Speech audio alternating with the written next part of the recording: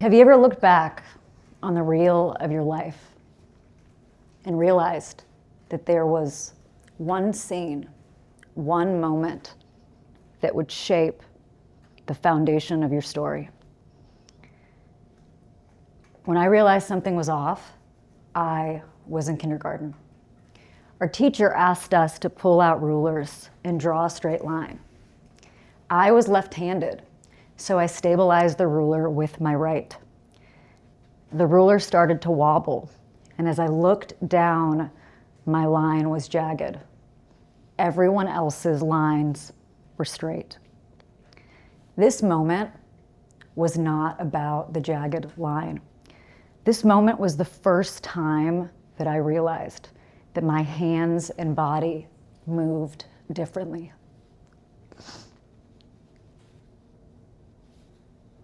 It was the first time that I understood that I had a neurological condition known as cerebral palsy. Cerebral palsy taught me that control, it's an illusion, but effort, that's sacred. The effort that lives between two kingdoms where ability and limitation meet in quiet negotiation. Growing up, I spent years trying to make my line look like everybody else's.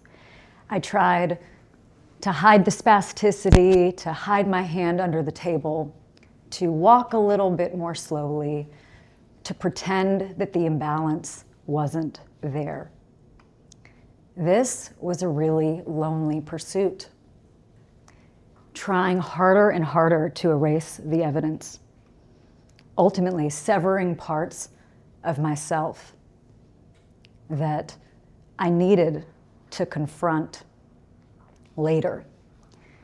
This story is symbolic because when I look back on little me in kindergarten, I think to myself, there were things I didn't understand.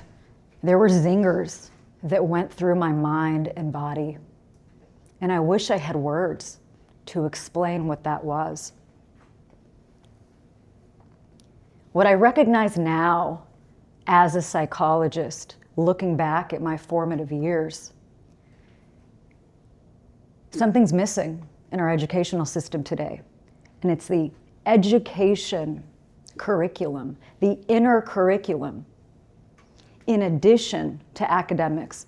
In school, we all know, we learn how to read, we learn how to write, we learn how to calculate.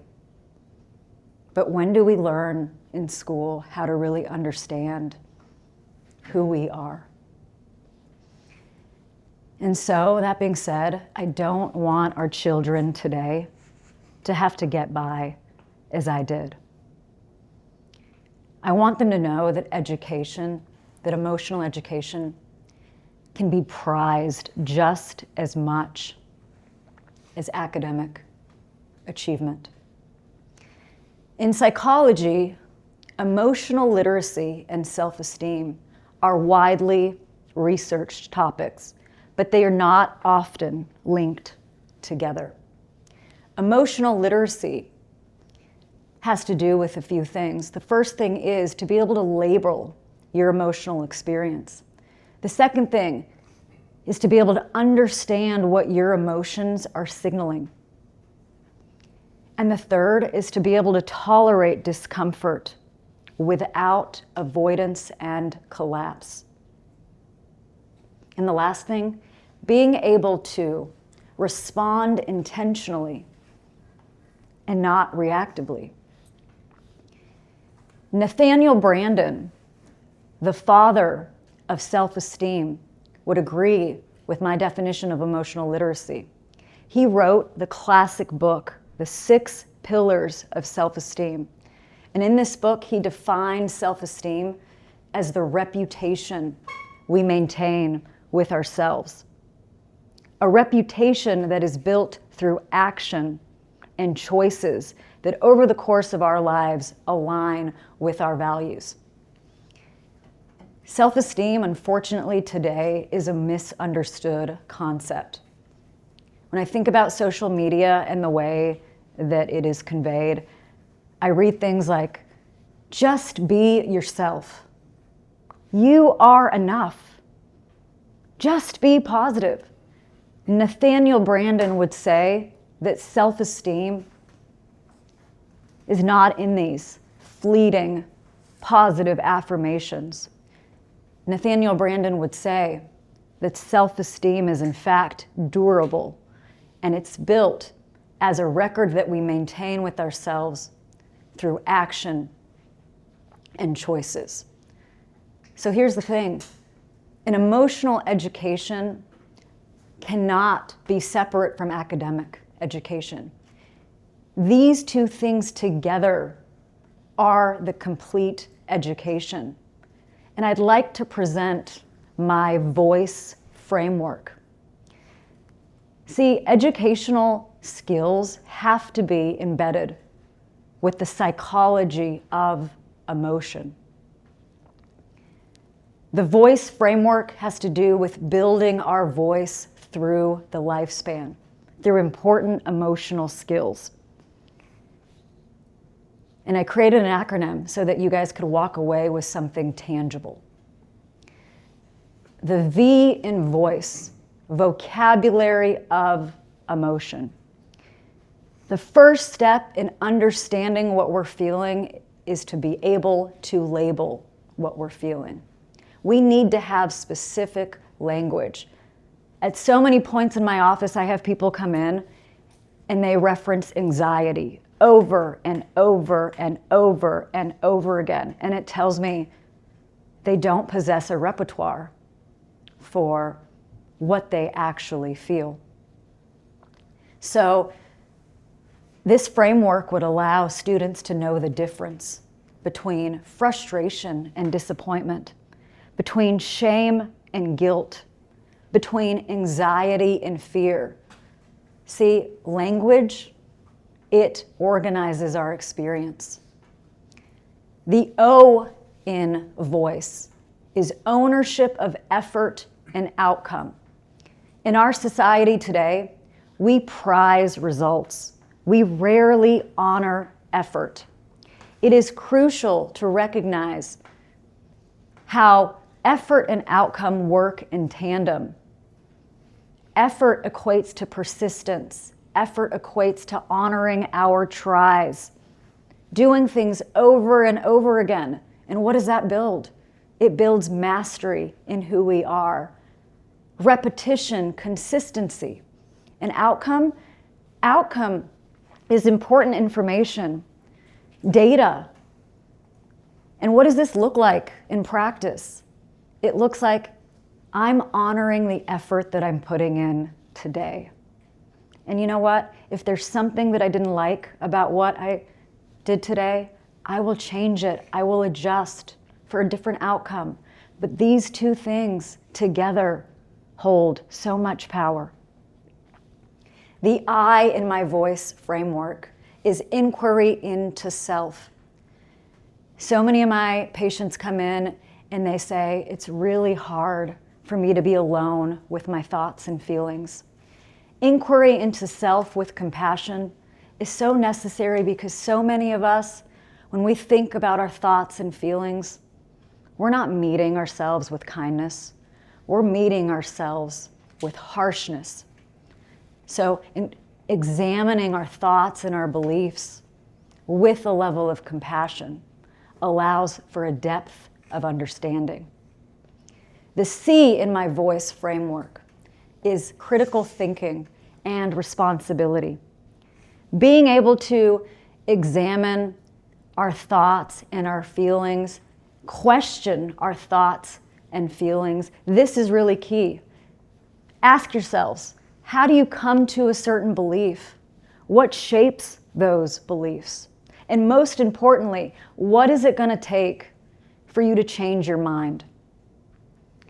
Responsibility and critical thinking together allow us to exhibit a level of flexibility, allow us to exhibit a level of range.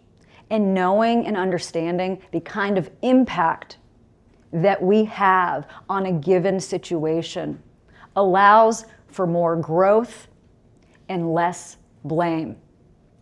The next one is engage, last one I should say, E, in my voice theory, is engagement with conflict and repair. If I had $1 for every time a patient came into my office and said, I'm conflict avoidant, the first thing that comes to mind that I tell them, you're not conflict avoidant. You haven't been taught how to manage conflict. You don't know how to communicate through conflict. Think about it this way. Managing conflict without destroying connection. This is a fundamental skill for our relationships. Conflict is inevitable. And would you be surprised if I said conflict is actually a place for understanding? It doesn't have to be a place for escalation.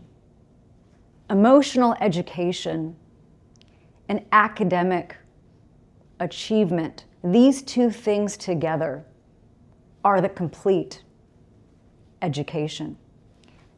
To go back over the voice framework, so you guys take it with you, it's the ability to have vocabulary of emotion.